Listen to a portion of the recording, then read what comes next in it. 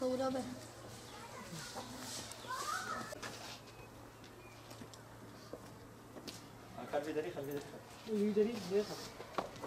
تقرأ قصدي؟ دلعنا حبلا.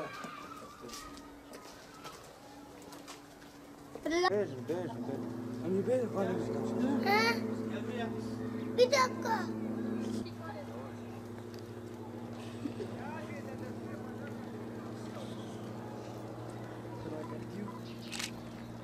Böyle bir imkan yok. Bir sokak çekti. İnsan ayağına gidemez.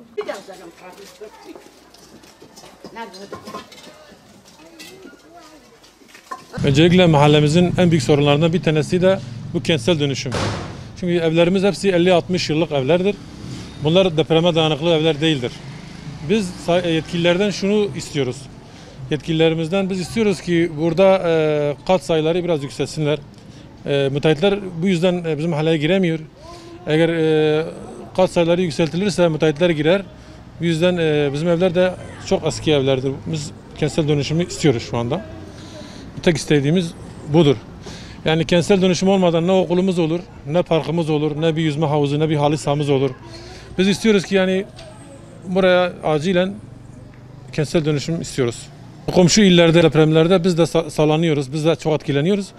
Yani özellikle tehlike arz ediyor çünkü evlerimiz hepsi 50-60 yıllık evlerdir. Yani %80, %90 hepsi eski evlerdir. Olası bir depremde büyük tehlikeler arz ediyor. Bu yüzden yetkililerden biz istiyoruz ki bir an önce bizim Aydınlık Evler Mahallesi'ne kentsel dönüşüm istiyoruz. Vatandaşlar hepsi istiyor bu mahalle kentsel dönüşüm olsun. Çünkü yapılar hepsi eski, yani gerçekten mahalle şu anda istiyor yani. Biz yetkililerden istiyoruz ki bu mahalleye de el atsınlar artık. Çünkü bu diğer mahallelere yükleniyorlar. Oraları şey yapıyor. Biz istiyoruz ki bizim mahalleye bir an önce üvey evlat muamelesi yapılmasın. Bizim mahallede en azından bir yaptırımlar olsun istiyoruz yani. Böyle bir kentsel dönüşüm istiyoruz ki mahallemiz daha güzel olsun böyle. Yani biz istiyoruz ki bir an önce kentsel dönüşüm olsun. Aydınlık Evler'de oturan bir vatandaş olarak söylüyorum. Bizim Aydınlık Evler'de gerçekten eski yapılar çoktur. Kentsel dönüşüm istiyoruz. Yani biz bu depreme karşı olarak İzmir'de yaşanan olayı biz kendimiz, ailemiz veya bir başkasının yaşamasını istemiyoruz. Kötü durumu yaşamak istemiyoruz. Daha şu an tamam ciddi bir deprem, şu an biz bir Batman'da yaşamadık ama çevre illerde yaşanan depremlerden dolayı etkileniyoruz, yani sallanıyoruz. Burada olmayacağı diye bir şey yok yani. Her an olabilir yani. Depremdir yani, doğal bir afettir yani, hiçbir şekilde kimse ne zaman ne olacağı belli değil. O yüzden de biz yani Aydınlık Evler Mahallesi'nin kentsel bir dönüşümü, bir de kat sayılarının sıkıntı olduğundan dolayı müteahhit de buraya yanaşmıyor yani, ya da ev sayıları şey olduktan sonra kat sayıları bile metrekare şu an arsa sahipleri girmiyor yani, müteahhitler gelmiyor. Adamlar yok, bize işte kat sayısı yok, az olduğu için biz girmiyoruz. Girmedikleri için de şimdi herkesin de imkanı yok, kalkıp ev yapsın veya yıkıp tekrardan ev yapsın, imkanı yok yani, herkes işçi yani, asgari ücretlerine yine adam yapacak. O yüzden millet bu şekilde mağdur yani. Bu mağduriyetin giderilmesini istiyoruz. Aydınlık Evler Mahallesi Batman'ın en eski mahallelerinden bir tanesidir.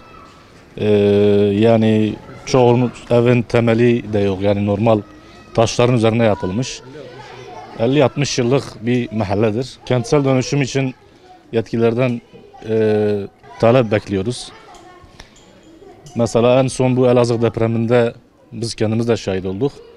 Bayağı bir sallandık yani. Çoğu ev temelsizdir, sıkıntılıdır. Tehlike arz ediyor. Yani Allah korusun büyük bir deprem olursa bütün evlerin %80'i hemen hemen yıkılır yani. TOKİ'nin de buraya verdiği kat sayısı düşüktür. Onun da yükseltilmesini istiyoruz. Yani devletten ricamız bir an önce bize bir çözüm bulmasını istiyoruz. Kentsel dönüşüm olarak yardımcı olurlarsa çünkü insanların da durumu yok kendileri yapsın, yıksın, yeniden yapsın. Yani kat sayılarını yükseltip TOKİ ya da devlet işte müdahale ederse bizim için de iyi olur. Sağlam bir yapı üzerinde biz de evimizde otururuz. Burası İlo Mahallesi, Batman en eski mahallesi. Burada ufak bir deprem olsa bütün evler yıkılır. Burada herhangi bir güvence yok. Ondan sonra caddesi yok, sokağı yok.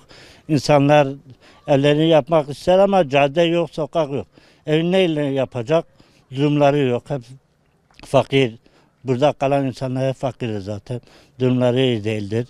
Buraya devletin el atmasını istiyoruz.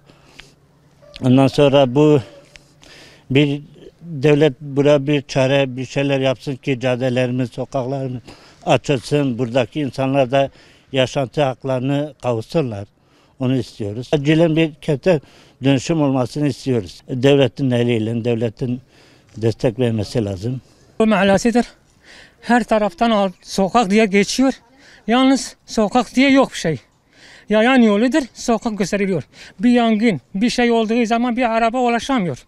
O yangını söndüremiyor. O ev yanacak, kül olacak. Ondan sonra devlet gelip bakacak yanmış ki. Buralara bir baksınlar, sokaklara bir baksınlar, gelsinler. Burası sokak mı, yayan yolu mu? Eski bir mahalledir.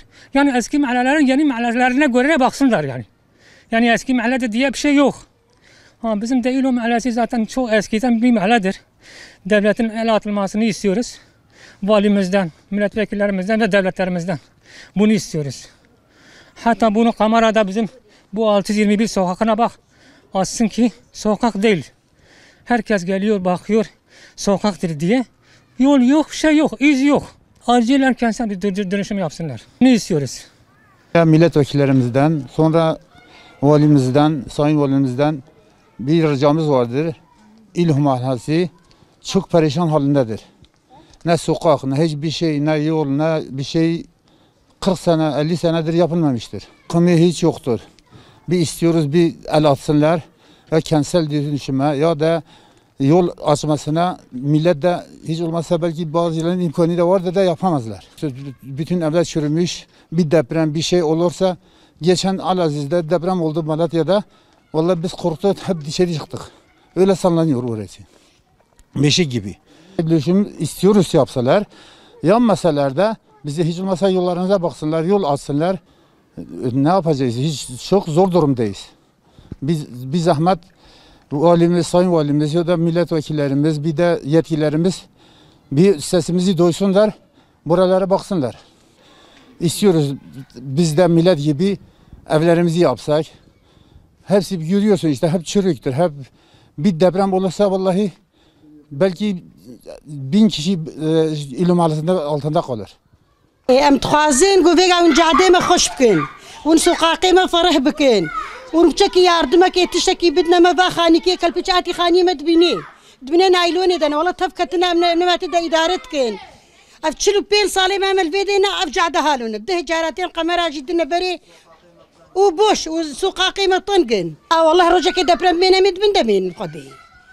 تبا خرابوينه وتبا شوف دكتينه جيش دولتي تخازن كو خانيكي ما خراكن وش خر خوشك بتشكي جمره تشيكن امشي حياتك اخو قرمشكن والله خاني ما براي من شلو بين صاله بتقاسه تدنا خاني خولينا وسوقاقي ما تدبني وقت خاني بند تبكبن دروما متنا سقنتيا دنيا زعفه جنجي ما دندرو دنا طب طالن قعدتن تشتكتنا والله سقنتيا امشي دولتي وج إساني مظن بكلميش تكن دولة بيت تشتكي جارك يبكي الفري دبرم شيء بمد من دبمن ساق جنابتن هما وان شعبي خو اب طرافي خان يبكشينن ام بند لو بادنا مدزيت دنا كارنا طاق دارك بين نتشتكي بين خاني خوليه ام دزيت دنا